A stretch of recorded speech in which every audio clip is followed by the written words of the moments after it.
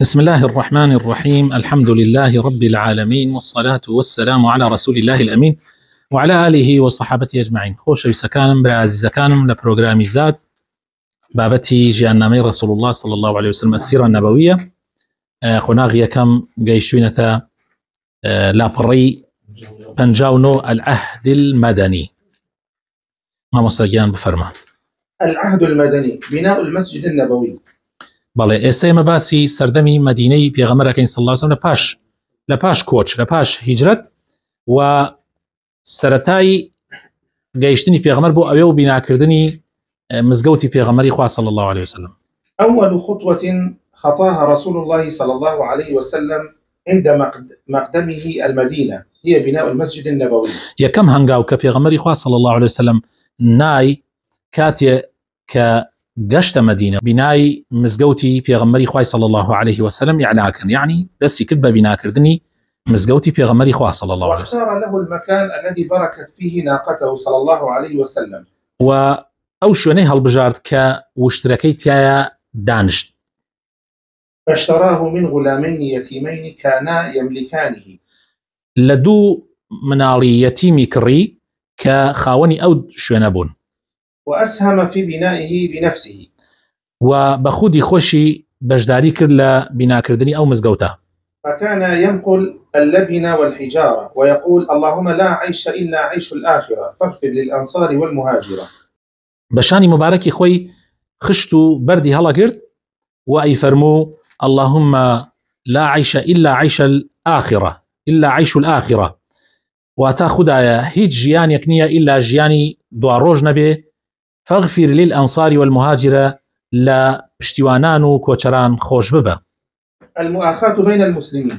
برایەتی نێوان مسلمانان. ثم إن النبي صلى الله عليه وسلم بجانب قيامه ببناء المسجد قام بعمل آخر من أروع ما يأثره التاريخ، وهو المؤاخاة بين المهاجرين والأنصار. پاشان پێغەمبەری خوا صلی الله عليه وسلم لە پاڵی هەڵسانی بە بیناکردنی مزگەوتی پێغەمبەری خوا صلی الله عليه وسلم لەولاوە پێغەمبەری خوا کارێکی کرد، یعنی زۆر مەزن، کارێک لە جوانترین ئەو کارانەی کە مێژوو باسی ئەکات کە ئەویش برایەتی دروستکردن لە نێوانی کۆچەران و پشتیوانان. آخى بينهم على المواساة وأن يتوارثوا بعد الموت دون ذوي الأرحام.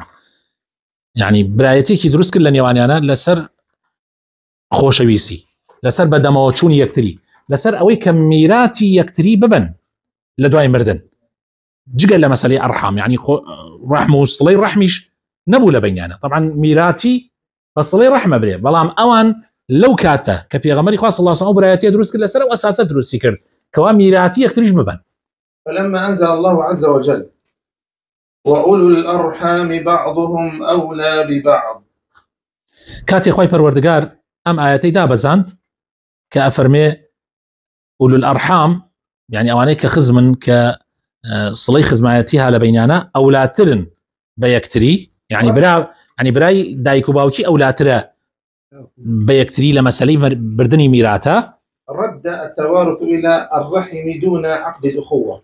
بەس تەنها مەسەلەی میراتەکەی لابرد پێغەمبەری خوا صلی الله عليه وسلم، بەڵام برایەتێکە وەکو خۆیمە، یعنی مەسەلەی میراتێکە لەوێ لابرا بە نەسی قورئان، ئەگینا مەسەلەی خۆشەویستی و برایەتێکە وەکو خۆیمە. ميثاق التحالف الإسلامي. بەڵێنامەی هاوپەیمانی ئیسلامی. كما قام رسول الله صلى الله عليه وسلم بعقد هذه المؤاخاة بين المؤمنين، فقد قام بعقد معاهدة أزاح بها ما كان بينهم من حزازات في الجاهلية. دوای ئەوەی پێغەمبەری خوا صلی الله عليه وسلم برایەتی لە بینی مسلمانانە دروست کرد، ئەمجا عقد و پەیمانێکی لە نێوانیانە دروست کرد، یعنی عقد و پەیمانێک هاوپەیمانیەک لە نێوانی مسلمانانە کەوا هەرچی لە جاهلیەتە بووە لە حساسیەت و لە ئاژاوە و لە کێشە لە نێوانیانە لە جاهلیەتە لە نێوانی ئەو مسلمانانەی مثلا خەڵکی مەکە و خەڵکی مەدینە، هەروەها لە نێوانی عەشرەتەکانی مەدینەشە لەو کاتەکە ئەوس و خەزرەج و تیرەکانی تر هەرچی کێشە و مەشاکل لە نێوانیانە بووە هەمووی خستەلا. وما كانوا عليه من نزاعات قبلية جائرة واستطاع بفضلها إيجاد وحدة إسلامية شاملة. جا أو عشرة و تیرە و تیرەبازیە لە نێوانیانە نەما هەمووی لابرد و لە جێگەیە برایەتی و یەکبوونی ئیسلامی لە نێوانیانە دروست کرد الإذن بالقتال. إذندان بجنك. لم تنقطع قريش عن تهديد المسلمين بعد الهجرة.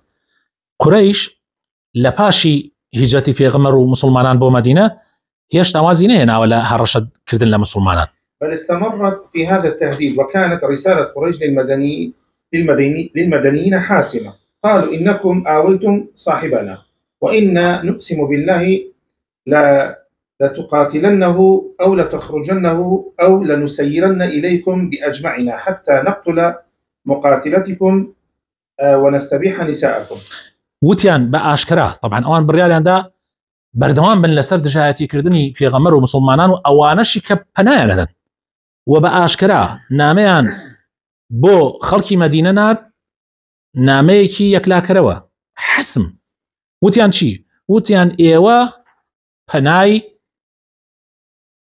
كابراي لا ايمتان داوا صاحبنا ايوا پناي كابراي لا ايمتان داوا يعني في غمر صلى الله عليه وسلم وإنا نقسم بالله وإما سوين بخوا سوين أخوين بخوا كوا لقل يا بجنجين كوا دري بدري كين كوا بين هيرج بهمو معنو هيرج بين سرتان حتى وكو حموتان لناو أبين تان كوجين يعني حتى وكو لناو تان أبين وأتان كوجين وجنونالتان هتككين يعني تا أو حدا بله. أما رسالتهم للمهاجرين فتقول هروها بيامشان نادبو مهاجرين وكوشران ووتيان لا يغرنكم أنكم أفلتمونا إلى يثرب فسنأتيكم فنستأصلكم ونبيد خضراءكم في عقر داركم. ونزان لدس ما درتم ونزان رزقارتان بو اليمن بوي دور كوتناتو 500 كيلومتر هارتين يانتان ودانا لناوتان أبين لناو مالكاني خوتاناتان كوجي. وفي هذه الظروف الخطيرة نزل الإذن بالقتال. ألو حالة الزور ترسناكيا لو ظروفة زور ترسناكيا برياري چدرا برياري جنگ درا للايان خواهي پروردگارو.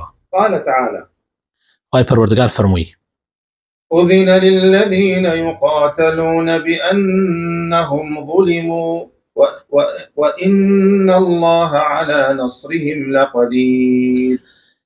إذن درا بو كساني كستميان ليكرا كوا بويان هي بجنگن وخواي پروردگاريش بتوانايا لسروي كسريان بخا. وقال تعالى وهروها خواي تعالى فرموي الذين إن مكناهم في الأرض أقاموا الصلاة وآتوا الزكاة وأمروا بالمعروف ونهوا عن المنكر.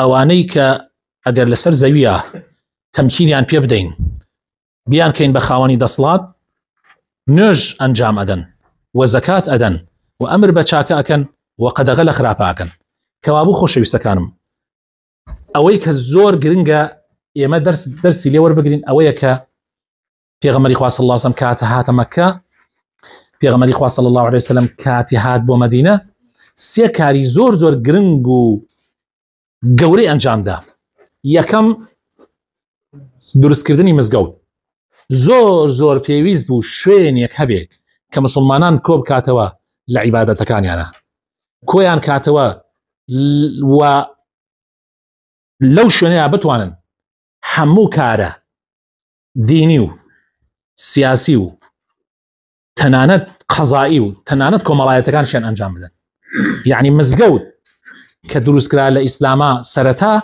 تنها شوني نيجو طاعته عبادت نبو يعني تنها شوني نيج نبو شوني قرآن خردن نبو شوني أوانا نبو بلكو أتواني بو شيء يستاقر وشكان دروس به أتواني بلي برلمان بو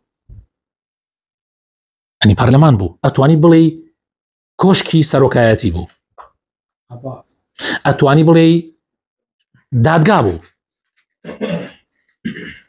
لويا السوبا آماده أكرا كوابو مزقود زور قرنگ بو هنگاوي دوم كبيغمبر ناي صلى الله عليه وسلم مسألة براياتي بو خوتانا زانن عرب لناويكا همود عشرة كان عرب نيو الدرقاء عربا كيشان هبو بردوام هموي حتى أنا أهل مدينة لەگەڵ ئەهلی مەکەیە و لە ناو خۆشیانە هەر شارێک هەر دێیەک هەر عەشیرەتێک تیرە و تیرە بازیەک بوو ئیتر باس مەکە بەڵێ هەمویان ئەوس و خەزرەج و هەموو تیرەکانی قوڕەیش هەموو یعنی ئەوانی کە لەگەڵ پێغەمبەر کۆچیان کرد خەڵکی مەکە هەمویان خۆیەک تیرە نەبوون ئەنواع و ئەشکال تیرەکانی مەکە و دەوروبەری مەکە بوون هەمویان دژایەتی هەبوو لە نێوانیانە کێشە هەبوو لە نێوانیانە خوێن هەبوو لە نێوانیانە ئەوە جگە لە دوو عەشرەتەکەی مەدینە کە 100 ساڵ بوو شەڕیانە کرد و خوێنی 100 ساڵە لە بەینیانە بوو و جوولەکەش لە مەدینە بەردەوام هەوڵێدا کێشە دروستکە بۆیە دروستکردنی برایەتی ینی زۆر زۆر گرنگ بوو هەنگاوی سێم کە پێغەمبەر نای دروستکردنی ینی ئەتوانی دانانی دستور بوو هەنگاوی سێم کە پێغەمبەر نای دانانی دستور بوو دستور بۆ هەر دەوڵەتێک با بچووکیش بێ کە دروستە بێت زۆر زۆر گرنگە دستور بۆ ئەوەی مافەکان پارێزراوە بێ بۆ ئەوەی خەڵک هێڵی گەشتەکانی دەوڵەت بزانی بۆی بزانێت چی ئەکات چی ناکا چۆن ئەجوورێتەوە چۆن هەڵسو کەوتەکە بۆ ئەوەی هەموو عەشرەتی حەدی خۆی بزانێت بۆ ئەوەی هەموو تاکێک حەدی خۆی بزانێت بۆ ئەوەی مسلمان بزانێت چۆن معاملە لەگەڵ غەیرە مسلمانەکە چونکە لە مەدینە جوولەکەی تیابوو پێغەمبەری خوا صلی الله علیه وسلم ئەو دستورەی کە داینا مافی مسلمان طبعا دستورەکە بۆ ناو مسلمانان بوو چۆن معاملە لەگەڵ یەکتریاکەن هەروەها مسلمانانیش لەگەڵ جوولەکەیان چۆن معاملەکەن و لەگەڵ دەرەوەی مەدینەیش چۆن معاملەکەن بۆیە ئەوەی کە زۆر زۆر من بە گرنگی بینم کە ئینسان دەرس زۆر بگرێت لە سیرەی پێغەمبەری خوا صلی الله علیه وسلم ئەوەیە کە هەر کۆمەڵە مسلمانێک لە شوێنێکە پێویستە ڕەچاوی ئەم سێ خاڵە بکەن پێویستە بەیەکەوە عیبادەت بکەن پێویستە ئاگایان لە یەکتری بێ پێویستە بڕیارەکانیان بەیەکەوە بن پێویستە شورایان هەبێ بەیەکەوە پێویستە برایەتی خۆشەویستی دائیمەن بپارێزرێت لە نێوانە و دستورێکی شەبێ یاسایەکی شەبێ بۆ هەڵسو کەوت لە نێوان یەکتریە زۆر گرنگە ئەمە حتا بۆ گەڕەکێکی زەڕورە ئیتر چجا بۆ شارێکی گەورە چجا بۆ دەوڵەتێک ئیتر دەوڵەتەکە بچووک بێ یان بە حەجمی مەسەل مەدینە ئەو کاتە یان دەوڵەتێکی زۆر زۆر گەورە بێ بە حەجمی خلافەی ئیسلامی لە سەردەمی خۆیان لایەک لە دنیا لەژێر دەستیا بووە وصلى اللهم وبارك على حبيبنا محمد وعلى آله وصحبه أجمعين